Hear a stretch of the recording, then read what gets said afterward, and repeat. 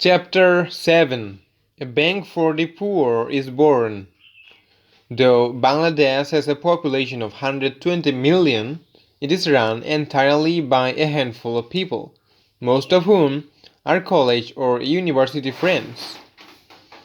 Time and again, this unfortunate feature of Bangladesh society and politics has helped Graeme overcome otherwise impossible bureaucratic hurdles. M.A. Muhit, for example, had been the economic counselor to the Pakistan embassy in Washington, D.C., while I was teaching in the United States. During the War of Liberation, we collaborated in lobbying the US government and trying to create public support in the United States for our cause. We were friends. In 1982, we met again at the Bangladesh Academy for Rural Development in Kumilla, where I was supposed to present a paper about the future of the Gramein Bank project.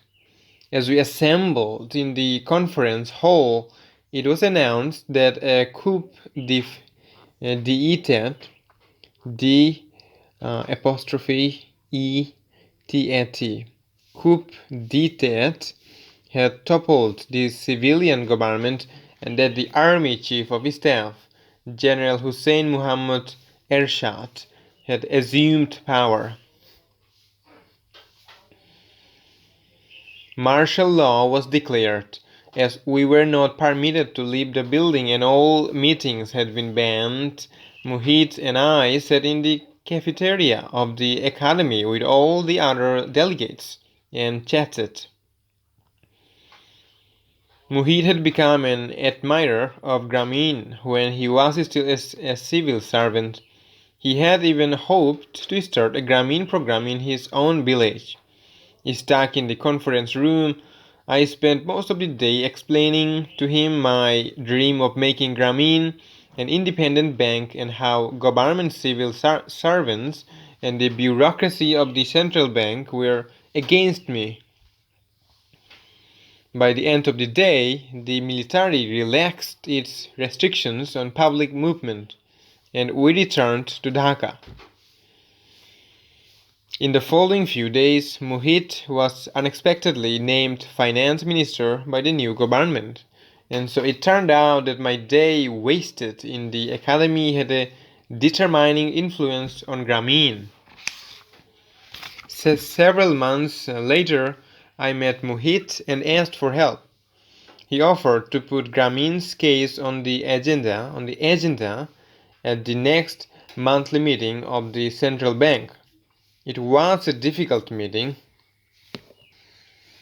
Muhit, M-U-H-I-T-H, Muhit faced a storm of opposition from the managing directors of all the government-owned banks, who came up with a dozen reasons why it would be unwise to turn Gramein into a separate bank. After the meeting, Muhit took me aside and asked, "Yunus, do you have patience?" "Yes, that is all I have," I said. "Good. Well, let me handle this my way." A couple of months later, Muhit again convened a meeting of the 7 managing directors through whose branches we had been administering the Gramein project. Again, he raised the issue of the future of Gramein. And again, all said that the work that Gramein was doing was impressive, but converting us into an independent bank would be disastrous. One managing director said, "Yunus will have to bear a lot of administrative costs that right now he can pass on to us. He doesn't realize the time and expense his type of poverty banking requires." Another said, "Yunus, why don't you create a division of our bank and work through us? Wouldn't that suit you better?" "No, it would not," I said. "I would have to adapt to the rules and procedures of your bank. In Tangail, we have seen that is extremely difficult, nearly impossible." You will lose money, warned another managing director. Here is a picture shown in my Boy Scout uniform at age 13 in 1953. So this is a picture of Yunus.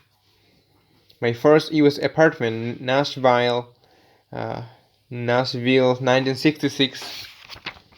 Here's another picture with my wife Afrozi at our wedding reception, April 1980.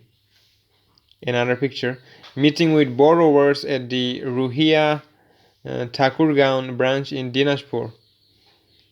Another picture, loan disbursement at the branch office at Shashidhi, Srinagar. Here's another picture, fish cultivation and group meetings of Grameen Fisheries Foundation in Nimgachi. Another picture, fabric making at Grameen's Arai Hazar and Sadipur branches. Another picture, clockwise from upper left, rope making, cotton dyeing, cotton spinning, weaving, embroidery work. Here are more 4 pictures. Livestock raising at Shahrail Singair branch, leasing Grameen health activities. Here are 3 more pictures. A village telephone lady with a Grameen cellular phone. Here's another picture with former President Jimmy Carter, Afroji and my daughter Dina receiving the World Food Prize in Des Moines, Iowa, 1994. Hillary and Chelsea Clinton with Grameen borrowers in Grameen village, Rishipara, Bangladesh, 1995.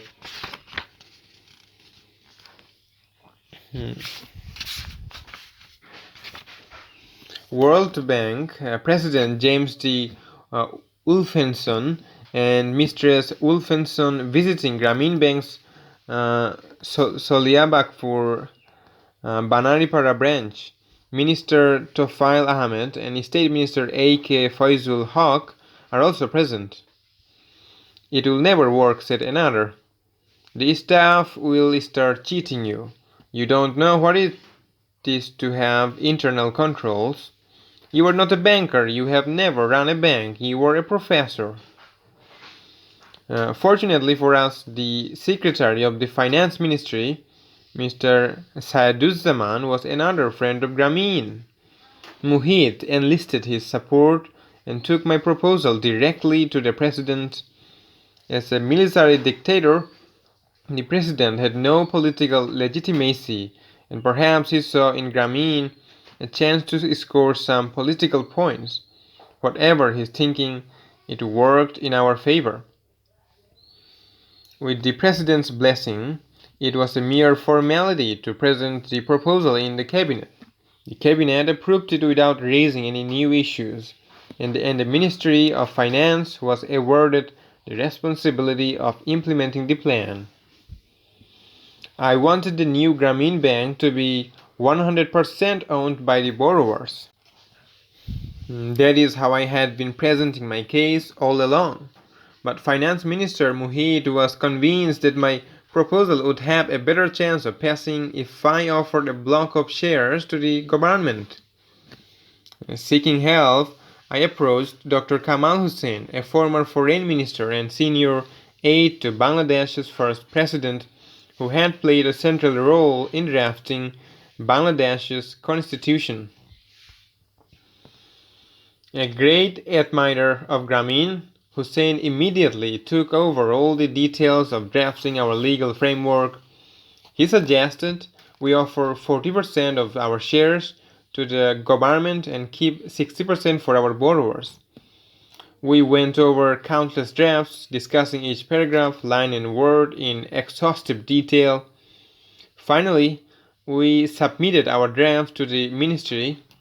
In late September 1983, while I was on a tour of Rangpur, I received a call saying that the President had signed the proclamation and that the Grameen Bank was born. That was a day of rejoicing. My tiny project in Jofra had grown into a formal financial institution. But back in Dhaka, when I finally read the full text of the proclamation, I was shocked to see that the ownership percentages had been reversed. The government had kept 60% of the ownership and the borrowers had been granted only 40%. In effect, Grameen had become a government-owned bank. I felt betrayed. The first thing I did was to call the finance minister, a patient man. Muhid sympathized with my position. Yunus, I know you were angry at me, he began, but you wanted to have a bank, didn't you? This was the only way I could get it for you. But this is contrary to everything I was working for, I said. No, it is not. I have a very clear plan for your bank. I didn't want to get shot down. If I had presented the proposal your way, it never would have gotten through the cabinet. So I changed it to make it easy for the cabinet to approve. Now you go ahead with the task of setting up the bank. Once it is established, you can come back to the finance ministry to change the ownership structure. That will be a much easier task. I promise you that within 2 years I'll get the ownership ratios reversed. You have my word. I was not quite convinced. I went back and discussed the issue with my colleagues. We all felt we had no choice and that, like it or not, the Grameen Bank was born. We had better take what we had and steer it in the right direction. Grameen's operations as a full-fledged independent bank began immediately. We signed loan agreements with all the commercial banks to take over our portion of their assets and liabilities effective October 1, 1983. Our first working day fell on October 2. We decided to have an opening ceremony. We invited Finance Minister Muhit to be the chief guest at our opening, but when we told the ministry staff that the ceremony would be held in a branch located in a village, they replied that the location would not be appropriate and that the festivities should take place in Dhaka so that all the top government officials could attend. I tried to explain to them that Grameen did not operate in urban areas and that it made no sense to have a ceremony in a place where we had no borrowers. If the ceremony were held in Dhaka, it would exclude our borrowers, those who now own 40% of the bank, I said. They can't be transported to the city simply because government officials do not want to come to a village. We stood firm in our position. We wanted the function held in a rural setting where we worked, surrounded by our borrowers, near their homes and their villages. We were a bank of the rural people, for the rural people, and the symbolism of where we opened would not be lost on anyone. The finance ministry official responsible for the Grameen Bank warned us that the minister might not attend the ceremony if we insisted on holding it in a village. I told him that it was up to the minister to decide whether he found the time or not, but that we would go ahead with our ceremony as planned. As the deadlock continued, I called Muhid and told him about our date, the place, and the order of events. He immediately declared that he would attend and gave me the names of several friends who should also be invited. It now became clear to me that it was never the minister, but rather a ministry official who thought the ceremony should be held in the city. When I mentioned this, Muhid said, "He is crazy. Why should the Grameen Rural Bank have its opening ceremony in the city? I cannot even imagine such an absurd thing." When we were drafting the legal framework for the bank, I was also trying to come up with a Graeme logo. In meetings, I often scribble or doodle in my notepad. Now, my doodles all concerned possible logos. 3 themes occupied me, all of them rural. One involved weaving, particularly weaving with cane, which I thought was a beautiful allegory for the way in which tiny pieces can be assembled into a strong whole. I tried many designs with weaving patterns, but none really worked. Another theme was the number 5. Since all our groups are made up of 5 borrowers, I tried many arrangements with 5 sticks, 5 people, 5 hands, 5 faces. The third theme was that of a village hut. It was simple in design and stood eloquently for all that is rural. At this time, whenever I visited a Graeme village, I carefully noted all the unfinished cane work, the rice husking, the different types of work people did, their shelters, their implements and decorations, to see if I could pick up some detail and that I could use in our new logo. I was attending a seminar in Bangkok when the outline of a logo hit me. Rather than paying attention to the lecture, I was working on the theme of the hut. Suddenly out popped a design. I drew several versions of it. One I liked right away. I knew I had found my logo and I even wrote down its color scheme. As soon as I returned to Dhaka, I had the logo drawn and colored and showed it to Muhammad, to Muzammil, Mahabub, Dipal, Nurjahan and Dayan. Their response was cautious. They asked many questions. What does it symbolize? What do the colors mean? I gave my own interpretation.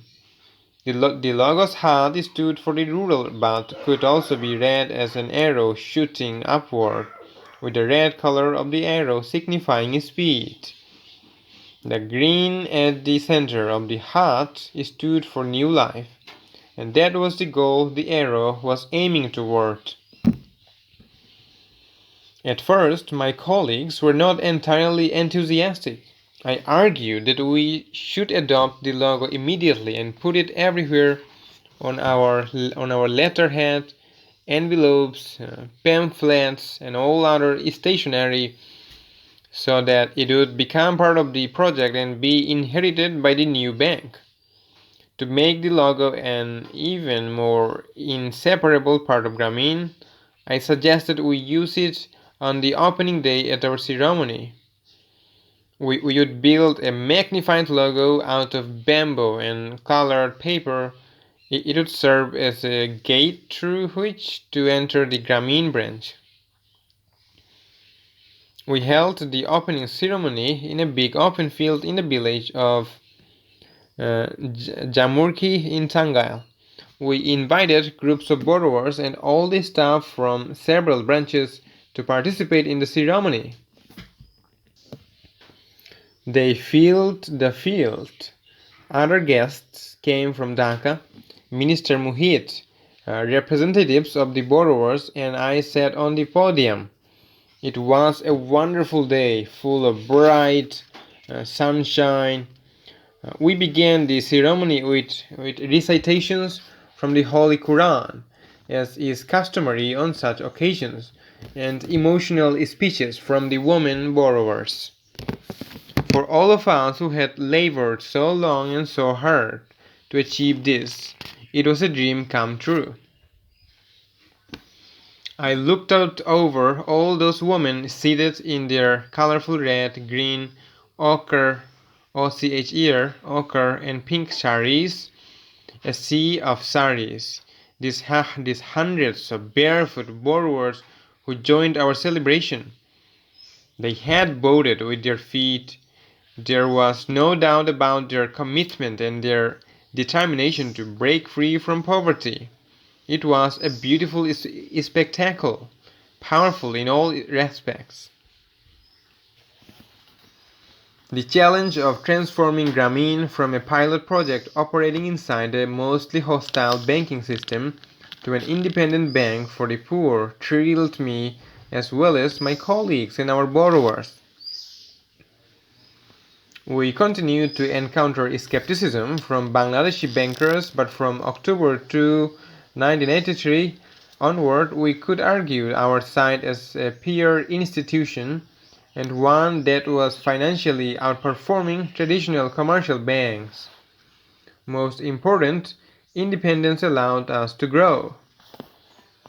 We added new branches at a breathtaking rate. I had such confidence in our training methods and in the basic soundness of our micro-lending methodology that I saw no need to go slowly at this point. Not only did we undergo quantitative growth, but we made many improvements to our methodology in the second half of the 1980s. Until then, our staff had been recruited on a temporary basis and had to continually worry about whether the project would be terminated and they would be out of a job. When Graeme became an independent bank, they were automatically named permanent staff of the new organization. This was the greatest victory for all of them. We also popularized the 16 decisions, resolutions adopted at a national workshop of borrowers, see Chapter 8, integrated housing loans into our program, expanded our social development efforts, and experimented with irrigation loans and other seasonal loan programs. Though there were setbacks such as the floods of 1987 and 1988 and the repayment crisis in the district of Tangail, our first, it was a time of growth, innovation, and confidence. But we realized that for our growth to be sustainable, we needed to resolve some governance issues that were left over from our campaign to become an independent bank. The most pressing issue was how to transform Graeme from a bank owned by the government to one owned primarily by the people who borrowed from it. We were counting on Muhit to guide us through this process. Unfortunately for us, Finance Minister Muhit resigned in 1985 before he had a chance to keep his word about altering Grame's corporate structure. But luckily, the permanent secretary of the Finance Ministry, Saiduzzaman, was a close friend of Muhit's and shared his enthusiasm for Graeme. Saiduzzaman was also aware of Muhit's promise to me when I reminded him about this unfinished business. He assured me that he would stand by Muhit's decision. He did. Very quietly, he changed the ownership structure of Graeme by granting 75% of the shares to the borrowers and keeping 25% for the government. The government-owned Sonali Bank and the Bangladesh Krishi Agriculture Bank. But there were other complications that came with our governmental status. In 1986, the composition of the board of directors was altered to bring in the majority members from the borrower shareholders. We now found ourselves in a strange situation. Graeme became a private bank run by a government official. According to our legal framework, I was a government-appointed managing director. As such, I had to follow all the rules of a civil servant, including asking permission from the president before I could leave the country to attend any meetings. One particularly aggravating incident came in 1985 when I was not able to attend the UN Women's Conference in Nairobi, Nairobi. My request for permission to leave the country was rejected by the president, who raised the question, Why should a man go to a UN Women's Conference? My appointment also hung from a very weak thread. The official letter of appointment said that I was managing director until further orders. In other words, I occupied my position as long as the government was not unhappy with my work. I could wake up one morning and read in the newspaper that somebody else had been appointed as managing director of Graeme in my place. The government was not required to explain why I had been dismissed or what I was supposed to do with myself. The organizational arrangement did not ensure stability. I kept worrying that one government or another would suddenly replace me and plunge Graeme into a crisis. And so I consulted the lawyer who had helped us set up the bank, Dr. Kamal Hussein. We worked out a request for an amendment to the Graeme legislation by the Parliament. It had to be brought to the floor of Parliament through the Finance Ministry, but officials in the ministry were in no mood to get this provision amended. Why should they help to change the provision that gave them unlimited power to remove the managing director?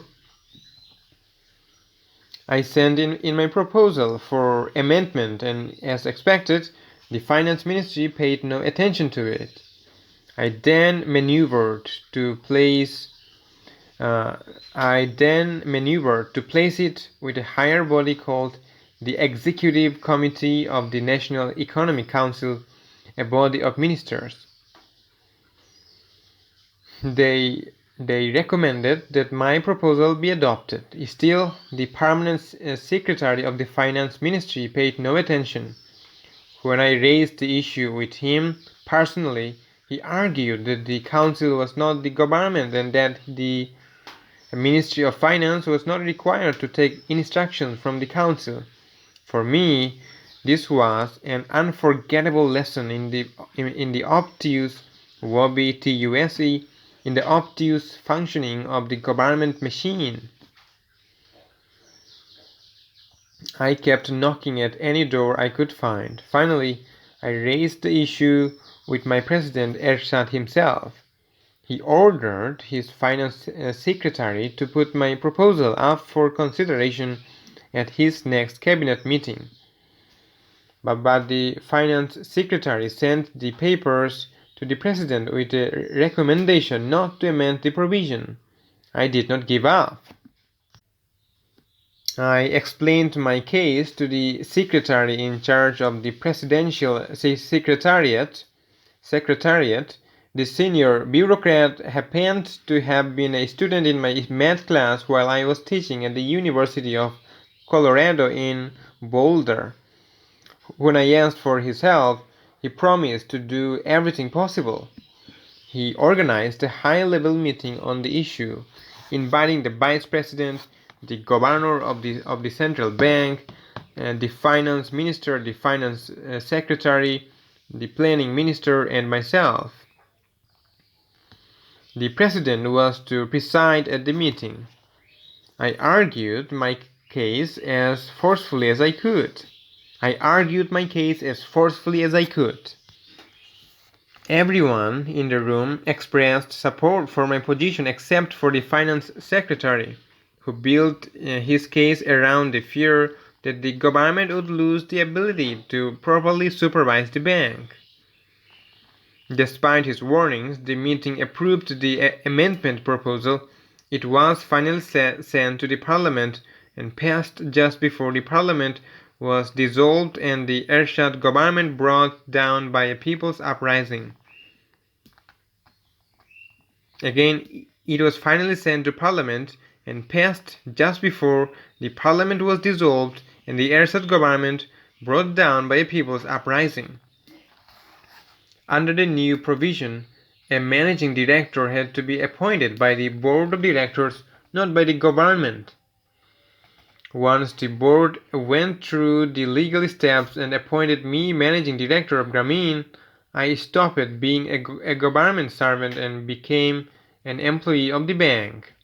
More important, the Grameen Bank was now free to choose a CEO who would serve the interests of its shareholders and not stand at the mercy of the government. The amendment was a crucial alteration in the Grameen Bank legislation. But to further ensure the future of the Grameen Bank, there is another vital issue that still needs to be addressed. This relates to the appointment of the chairperson of the board of directors, which is currently assumed by the government. Again, in the usual government style, the appointment is valid only until future orders. That is, the chairperson can be deposed by the government anytime. This arrangement threatens the bank's stability. The role of the chairperson is crucial, particularly as 9 of the 13 members of our board of directors, representatives of the borrowers, are usually illiterate. Through the 1980s, Grameen's aggressive expansion program saw us adding approximately 100 new branches every year.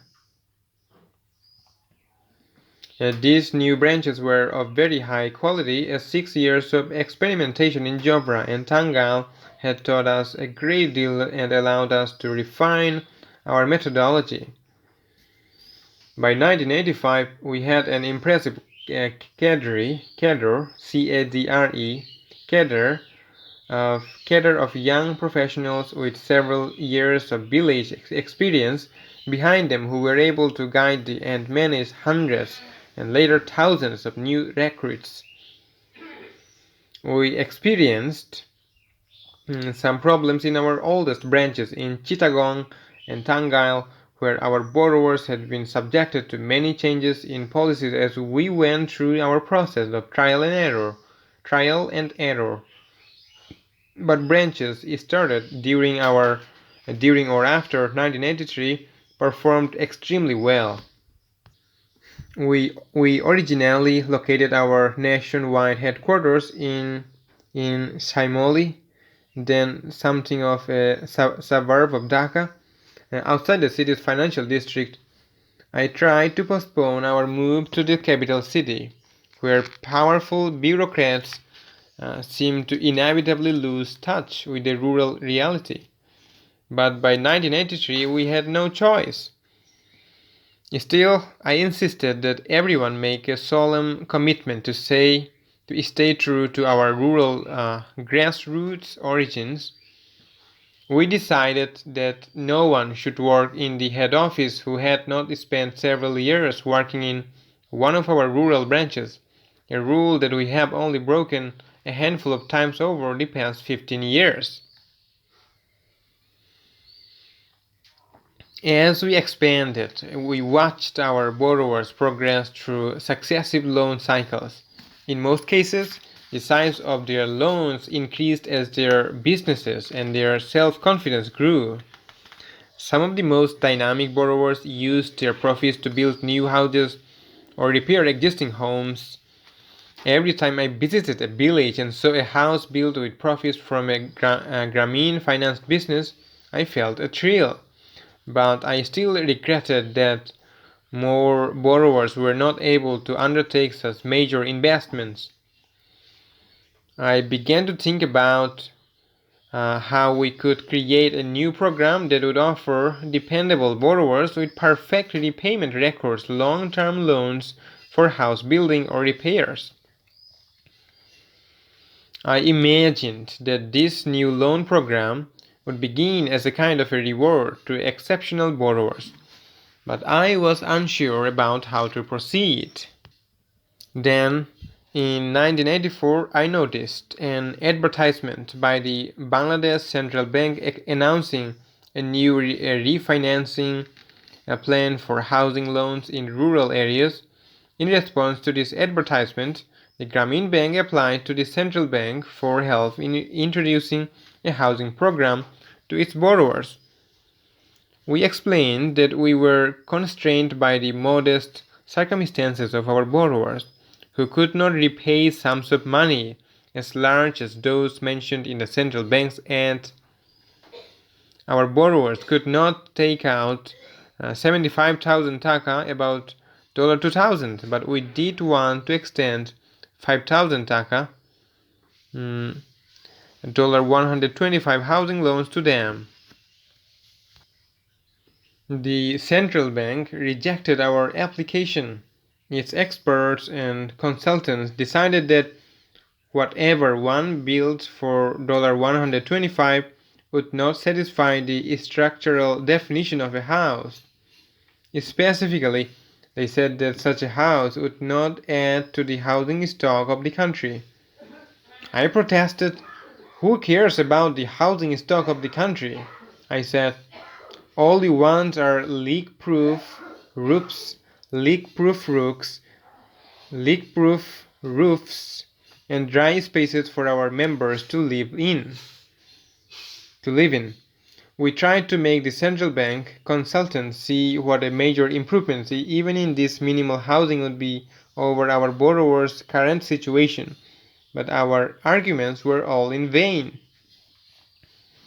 They would not budge. Then we came up with another idea. We sent in a second application explaining that we no longer wanted to make housing loans but rather shelter loans. We were hoping they did not have a definition or a statistic for shelter stock that would disqualify us. But though the consultants in charge of the project showed no objection to our shelter loan idea, the economists in their group argued that our borrowers could not afford non-income generating loans. Graeme was doing fine work with loans for income generating endeavors or productive activities, as they called them, but shelter loans were consumption items. Our borrowers could not afford loans that did not generate income to help them pay off their debt. And so we went back to the drawing board. This time we said that we wanted to offer our borrowers factory loans. We explained that the overwhelming majority of our borrowers were women and that they worked from the home. Our borrowers look after their children while they work and they earn money from their work. I explained. Most of this activity is performed in their own homes. Since their homes are places of work, we choose to call them factories. Furthermore, the monsoon plagues them for 5 months out of the year. During that time, they can't work because they don't have sturdy roofs over their heads. To continue to work and generate income, they need protection from the rain. That is why we want to offer them factory loans. True, this factory will double as a house, but more important, it will have a direct impact on their income generating ability, as it will allow them to work throughout the year with some comfort. The consultants rejected our application for a third time.